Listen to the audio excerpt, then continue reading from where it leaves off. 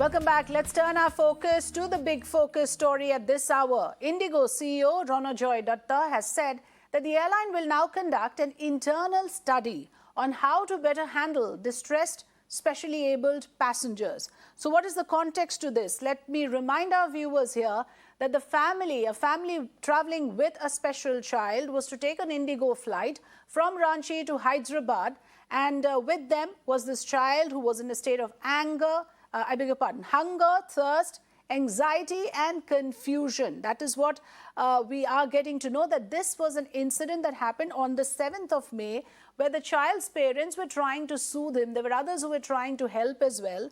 The IndiGo staff at that point of time walks up to the family and simply informs the family that they cannot be boarding the flight with the child. The child cannot board the plane until he becomes normal. And the child seemed to be in a state of panic, is what the IndiGo staff reported. The child's parents and other passengers tried to enlighten the staff, but the staff remained brazen. And of course, they did not allow the family of 3 to board the flight. Now, IndiGo, of course, have faced massive backlash. After that, the airline provided a hotel stay to the family. The family flew the next morning to their destination. Soon after, IndiGo came under fire and was fined 5 lakh rupees by aviation regulator DGCA for not allowing boarding of a specially abled child. So now the IndiGo CEO has come out and said that as per DGCA's findings, they will work on how to be more sensitive in calming down distressed passengers. We're running the quote for you there on your screens. The CEO says that the airline needs an overhaul in their standard operating procedure or SOP. The staff and crew would be sensitized. So how can we better handle kids with special needs? It's not about one incident or one airline. This is a larger malaise that we want to address here on the program. We'll listen in to experts and stakeholders on Mirror Now. Let me welcome here on the panel. Joining me today is Gargi Bhattacharya, Special Trustee of the Zain Foundation, and Dr. Sameer Dalwai, an eminent developmental pediatrician who's also a very well-known name as an expert on autism. Very warm welcome to the two of you. Thanks for joining me here on The Big Focus. Gargi, I want to begin by asking you, but before I go across to you, let me quickly listen in to my colleague Sameer Dikshit's report on this incident.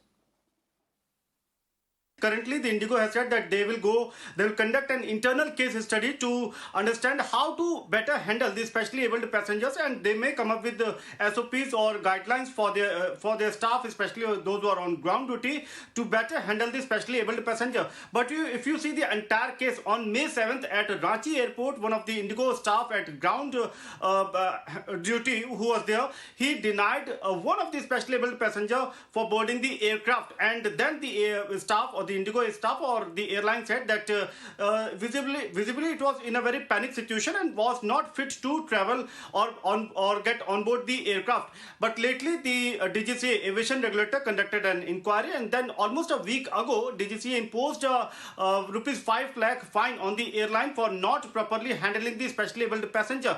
Now, if you see, the airline has said that yes, they will not challenge the DGCA order, the imposition of rupees 5 lakh fine. They will not challenge it. They will not oppose it.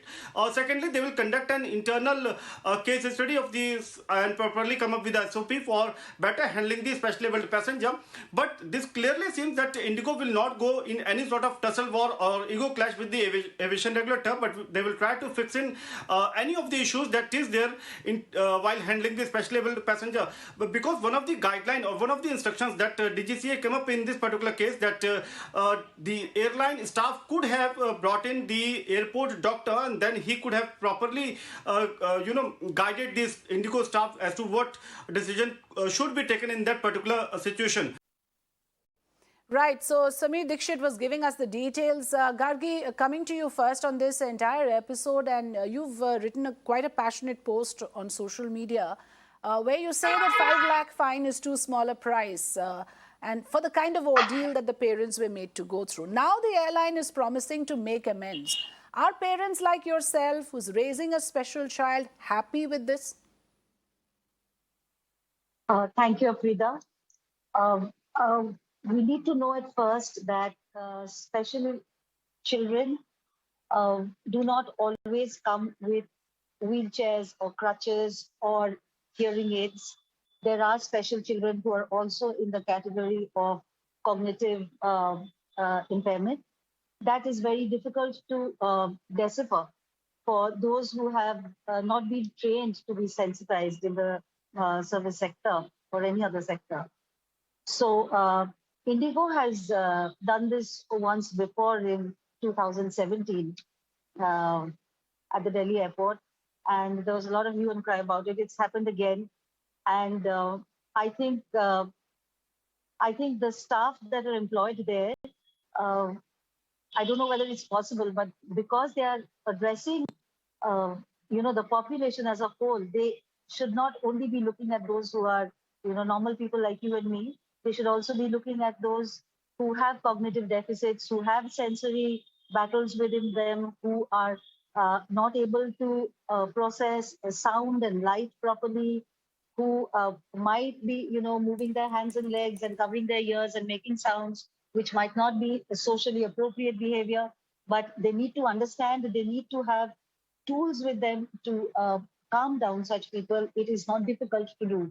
And over and above everything, they should be trained to be compassionate. If they have lost it in their way to a professional success, they should be retrained to be compassionate.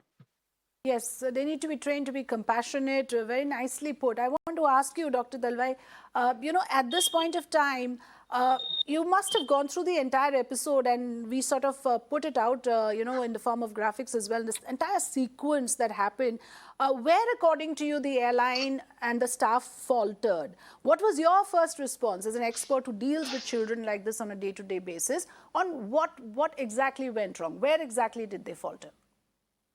So thanks, Afrida, for taking up this topic. I think the whole issue is exactly what Ms. Gargi said just now. It's about our approach to children with special needs. And the first point is that we want to look for labels all the time, and then we don't even know how to deal with them. But like she said very correctly, not everybody with special needs comes in a wheelchair. And there are many who look absolutely like you and me, but who may be having certain challenges. And hence the idea is to begin with the thought that all of us are different. And I don't need to be in a certain bracket to be given a special needs status. I may be having a bad day. Are we prepared for that? The idea is of empathy. And empathy means what would I be facing or what would I be feeling if I was in that person's shoes? But beyond that, it's very important to think, why is this person, why would I do what this person is doing? So it may not be possible for everybody to understand deeply what are sensory issues or to understand deeply what are the challenges of autism.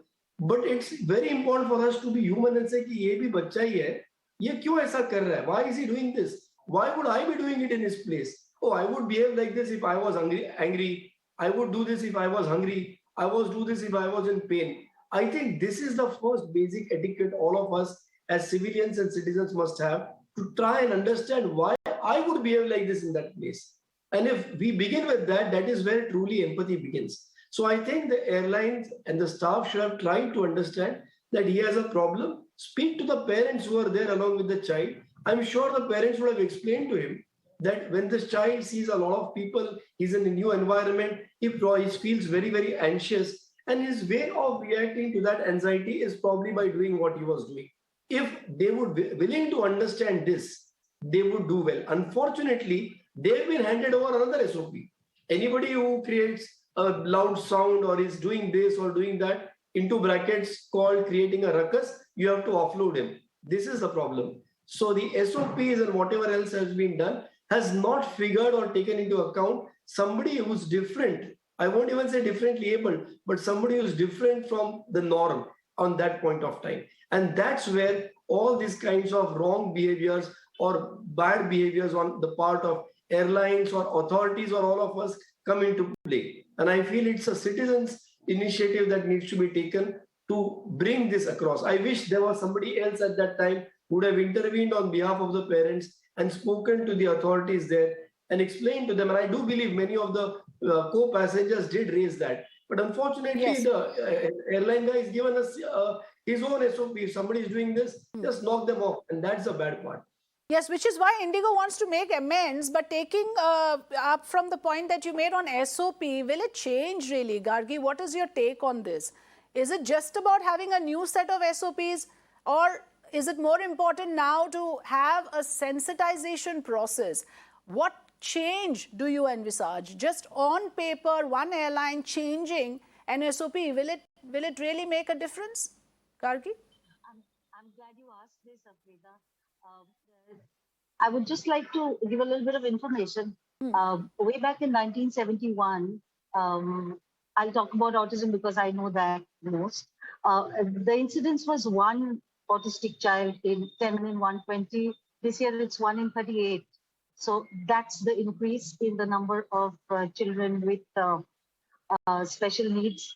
And I don't know how much help SOP will begin. I guess it's very textbook, but sensitization actually really begins at home. It begins with the parents teaching the child to be tolerant and accepting of his peers or her peers who are not like them. Um, there is also they also have to be told that they understand, they receive stimulus from the environment. They're not able to process it into communication. And uh, when somebody is hungry, I mean, we know how to eat, we know how to ask for food. The person who is hungry and not getting food might hit somebody, might bite his own hand. At that time, we need people who are assisting to come forward and first and foremost put the parents at ease. So when you are criticizing negatively a special child who's in the public, trying to keep up to the social norms that he's seeing around him, and he's not behaving himself, and uh, you are, rude, or you are,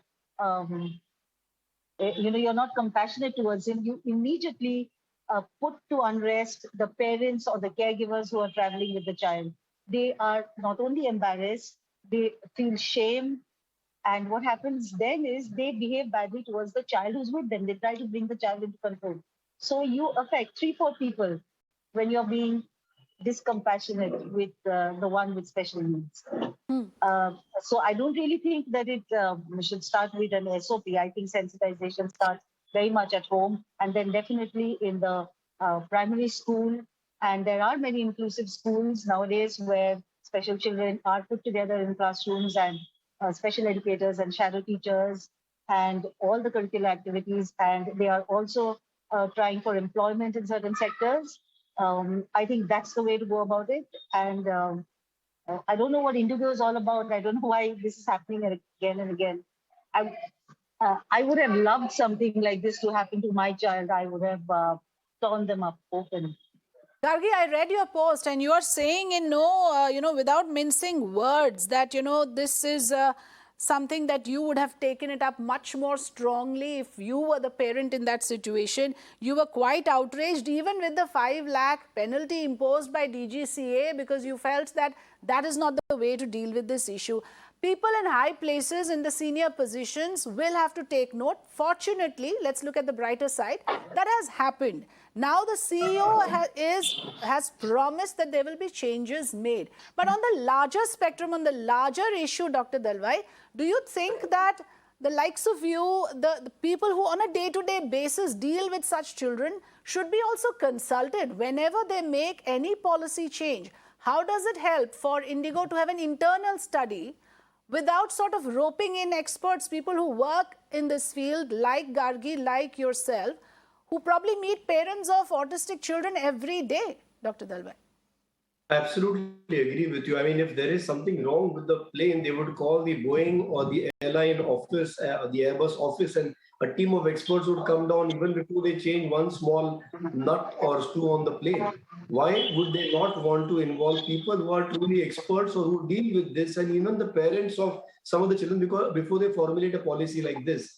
Because unfortunately, this might be relegated to just copy pasting some guidelines on some website somewhere, and it might be from, say, the United States, and the cultural situation in Indian children and families totally different from that. And unfortunately, I've seen that People do try to show that they are being inclusive and sensitive, and they just download some guidelines. So it's more talk rather than really any action, and certainly no empathy at all. I think they need to also spend a lot more, and the real atonement here would be not just to compensate the family, which of course they must much more better, but spend perhaps 50 lakhs more trying to create an awareness in the general public about how you need to have empathy with somebody. It's not just the airline staff who needs to be empathetic. There are people on the flight who may probably protest or a child doing this. So we need general awareness in society, because it's society. And why only the airlines? Children with these problems are discriminated every day in schools. They are bullied in schools. They are thrown out of schools. Parents are made to feel very, very embarrassed when they are called to schools and they are given these complaints, because the whole idea is about acceptance. Unfortunately, we are moving more and more towards a society where we have a compartment or a particular box in which we have put our acceptability. And anything else outside the box is not acceptable to us, not tolerable to us. I think it is this attitude that is most important to change. In fact, the more differences we feel, the more learning we have, and the better it is. Like Gargi mentioned, children should be trained or taught right from home to be accepting of those who are different from them. Believe me, parents, that is the best way to make your child more learned, more experienced, more mature, and more wiser. So the more differences we see, the better it is for all of us. And the more we are comfortable with differences, the better it is for everybody. That's a very good point, and I think I can end the discussion in this. Some buzzwords, some key words that I have picked up from the experts: acceptance, inclusivity, that is very critical, and compassion and empathy. There's no two ways about it. You may have n number of SOPs, that will not help unless we really wake up to this issue and understand how we can change things. It cannot be done in a boardroom by one corporate organization. As a society, like Dr. Dalwai said, at home, every one of us will have to understand and sensitize ourselves and those around us. Thanks very much for joining us, Dr. Sameer Dalwai and Gargi Bhattacharya, for giving us your time.